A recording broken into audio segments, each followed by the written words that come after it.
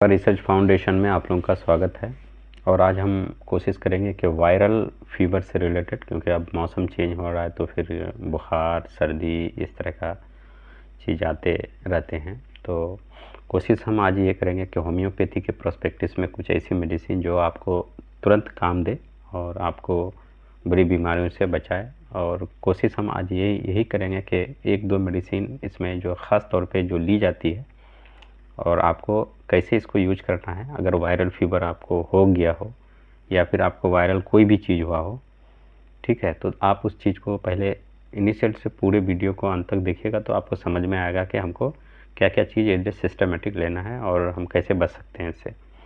तो अब कहने का मतलब यह है कि आपको फीवर हुआ हो या फिर आपको उल्टियाँ हो रहा हो या फिर आपको कुछ भी इस तरह से रिलेटेड अगर हो, तो वायरल फीवर तो मशहूर होता है, उनके साथ ही सारे जो ये सिम्टम होते हैं ये सारे एसोसिएट होते हैं।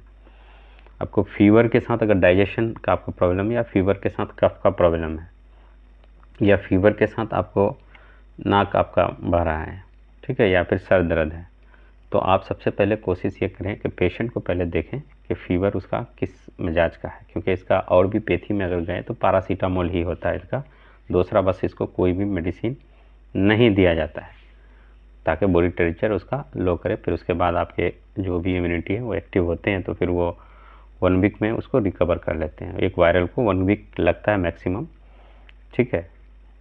तो आज होम्योपैथी में हम देखेंगे कि एज ए सिस्टमेटिक अगर मेडिसिन को लें तो कितने दिनों में हम इसको कवर कर लें। तो देखिए हम लोग के पास केसेस आता है, हम लोग कोशिश करते हैं कि उसको 1-2 घंटा में रिलीफ करा दें।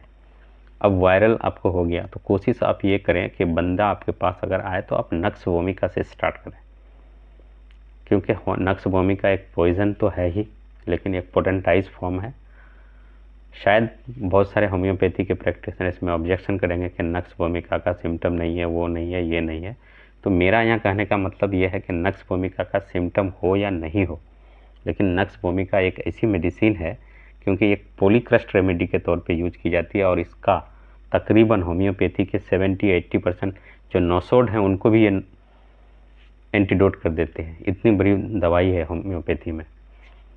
और अगर होगा तो मैं उसका रिसर्च पेपर भी यहाँ पे लगा दूंगा, आप देख लीजिएगा कि होम्योपैथी में इस नक्स वोमिका का क्या यूज है। तो आप नक्स वोमिका से जैसे ही स्टार्ट करेंगे तो जो भी वायरस होंगे ये उसको किल करने में मदद करेगी आपको, ठीक है। क्योंकि जो वायरल फीवर होता है या वायरल कुछ भी है आपको, तो उसमें सबसे बड़ी अहम भूमिका होती है वायरस का। तो ये आपको शायद इन्फेक्टेड लोगों के आप कांटेक्ट में आए हो या फिर आपको मच्छर वगैरह काटे हो या फिर आपको बॉडी में फ्लूइड इनहेल के होने से भी हो सकता है। तो ऐसे केसेस में आप जब नक्स वोमिका स्टार्ट कीजिएगा नक्स वोमिका से, तो उस चीज़ को वो मारने में मदद करेगा वो। दूसरा अब यहाँ पे देखना यह है कि अगर सिर्फ फीवर है या फिर आपको ज़ुकाम है या फिर आपको खांसी है तो आप उसके बाद एक ट्यूबर को यूज करें, ठीक है। अब ट्यूबर के लिए यहाँ पे अगर कोई लोग आपत्ति करें तो मैं उसको ट्यूबर में बताता हूँ कि वो विलियम बोरी के मेट्रिया मेडिका में जाएं और देखें, उसमें स्पष्ट लिखा हुआ है कि ट्यूबरकुलिनम के बारे में लिखा हुआ है कि फीवर में उसको रिपीटेशन करता है। लेकिन मैं यहाँ पे उस रिपीटेशन की चर्चा नहीं करता हूँ। सिंगल डोज ले लें, उसके बाद अगर आपको फीवर है या फिर आपको सिर्फ नज़ला ज़ुकाम जो भी है आपको या फिर आपको कफ वगैरह है तो आप ट्यूबर ले लें, ठीक है। अगर आपको विद इन ए डे हुआ है तो आप ट्यूबर ले लें, ठीक है। अगर आपको डाइजेशन है उसके साथ आपको वोमिटिंग हो रहा हो या फिर आपको दस्त हो रहा हो तो आप ट्यूबर ना लेकर के आप बेसिलिनम की तरफ ले जाएं। आप बेसिलिनम करें क्योंकि बेसिलिनम अगर पेट में पड़ा कोई भी बैक्टीरिया होगा या फिर कोई भी वायरस होगा तो ये उसको मारने में मदद करेगी। उसके बाद आप 2 ही मेडिसिन यूज करें, आप फेरमफोस और रस्टॉक्स। अब फेरमफोस और रस्टॉक्स में ये है कि रस्टॉक्स में बेचैनी बहुत होता है, लाइक आर्सेनिक, इकोनाइट, ठीक है। लेकिन रस्टॉक्स एक ऐसी मेडिसिन है जिनका इंटरनल और एक फिजिकल, मतलब इंटरनली भी उसको बेचैनी है और फिजिकली भी बेचैनी है। तो दोनों तरह का अगर बेचैनी हो तो ऐसे फीवर में 2 तरह का बेचैनी होता है। तो आप रस्टॉक्स ले सकते हैं जहाँ पे बॉडी एच में भी आपको मदद करेगी। दूसरा फेरमफोस आप ले सकते हैं, वो एक एक सिंगल डोज लीजिए। और इसको आप चाहे वो आपको हम बता ही दिए, अगर फीवर है आपको तो ट्यूबर करें, अगर डाइजेशन उस फीवर के साथ अगर डाइजेशन प्रॉब्लम है या फिर आपको वोमिटिंग हो रहा है, लूज मोशन हो रहा है वायरल में, तो आप बेसिलिनम कर दें। उसके बाद आप रेस्टोस बताया, उसके बाद आपको बताया फेरमफोस। अब फेरमफोस चॉइस करने का मतलब यहाँ होता है कि जितने भी ये क्या होते हैं, वायरल क्या होते हैं, अक्यूट होते हैं। और अक्यूट इन्फ्लामेटरी फर्स्ट इन्फ्लामेशन है ये। और फर्स्ट इन्फ्लामेशन की सबसे बड़ी दवाई आप क्या मानते हैं? इकोनाइट को मानते हैं, आप जल्सीमियम को मानते हैं, बेलाडोना को मानते हैं। तो ये फेरमफोस एक ऐसी मेडिसिन है जिसके अंदर आपको जल्सीमियम, बेलाडोना, आर्निका, इकोनाइट, ये सारी मेडिसिन आपको मिलेंगे। तो जितने भी फर्स्ट इन्फ्लामेशन की कंडीशन है विद इन 24 आवर अगर आपको हुआ है तो फेरमफोस आपके लिए बेस्ट मेडिसिन है। उसको लेने का तरीका यही है कि डॉक्टर मॉर्गन साहब ने इसको होम्योपैथी में प्रूफिंग भी कर चुकी है। ठीक है। अब इसका रिकमेंडेशन डोज क्या है? छोटी पोटेंसी है तो आप उसको रिपीटेशन करें टिल फीवर उतरने तक। आप 15 मिनट 10 मिनट पे अल्टरनेट करें रेस्टोक्स और फेरमफोस को। 2 से 3 डोज ही लीजिएगा कि आपकी फीवर उतर जाएगी। अगर आपको वोमिटिंग होता है वो भी आपको बेसिलिनम जैसे लीजिएगा, एक एक डोज लीजिएगा, ये आपकी रुक जाएगी। लूज मोशन है 1-2 घंटा टाइम लगेगा, अगर नहीं रुकता है तो एक आप एलोज ऐड कर लीजिए उसके बाद। ठीक है, एलो आता है जो एलोवेरा एलोज, ठीक है, उसको ऐड कर लीजिए, एक डोज दे दीजिएगा घर जाते जाते ही। आपको फिर फेरमफोस आप दीजिए, इस दोनों को अल्टरनेट कीजिए। आपको मुश्किल से 2 से 3 घंटे लगेंगे हाईएस्ट। हम तो 10 से 15 मिनट में फीवर को यहीं पे क्लिनिक में ही उतार देते हैं वायरल को, सिर्फ टाइफाइड को छोड़ के। टाइफाइड लगता है थोड़ा सा टाइम लेता है, कम से कम 8-10 घंटा ले लेता है टाइफाइड का फीवर को, लेकिन उसका जो चढ़ाव होता है उसको तुरंत ही उतार देते हैं।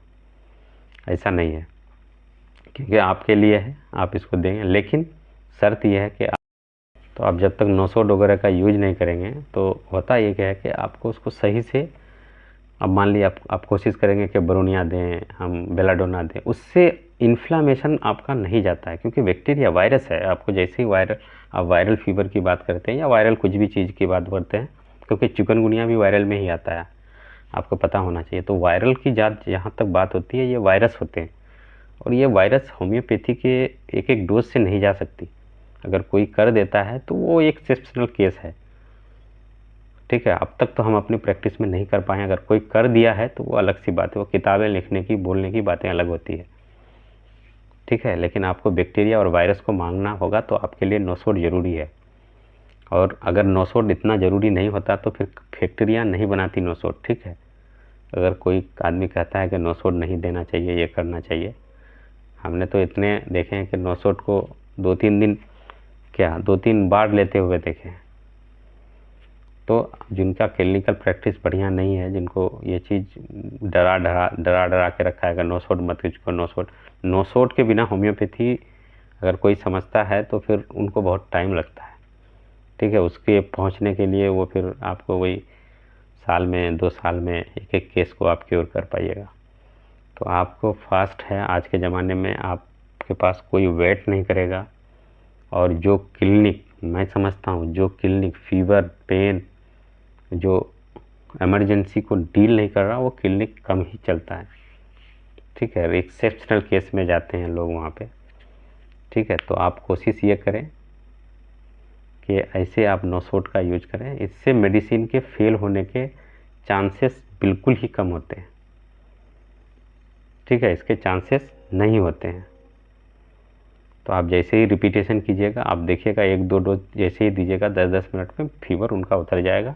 मैं समझता हूँ कि चौथा और 5वां डोज नहीं पड़ेगा और वायरल में आपको, और फिर वो मेडिसिन आप दे दीजिए उनको, रेस्टोस और फेरमफोस, वो अल्टरनेट 2-4 डोज दिन में लेते रहेंगे ताकि फिर वो रिकरेंट नहीं कर सके वो मेडिसिन, वो बीमारी। तो ये था आपका आज के रिलेटेड वायरल फीवर से रिलेटेड। मैं कोशिश करूँगा कि एक सिस्टमेटिक उस चीज़ को मैं होम्योपैथी से रिलेटेड आप लोगों को मैं बताऊँ, आप प्रैक्टिशनर को, ताकि आपको मदद मिले और हमको भी आपसे कुछ सीखने को मिले। ठीक है, तो ये था आज का वायरल फीवर से रिलेटेड। थैंक यू, धन्यवाद।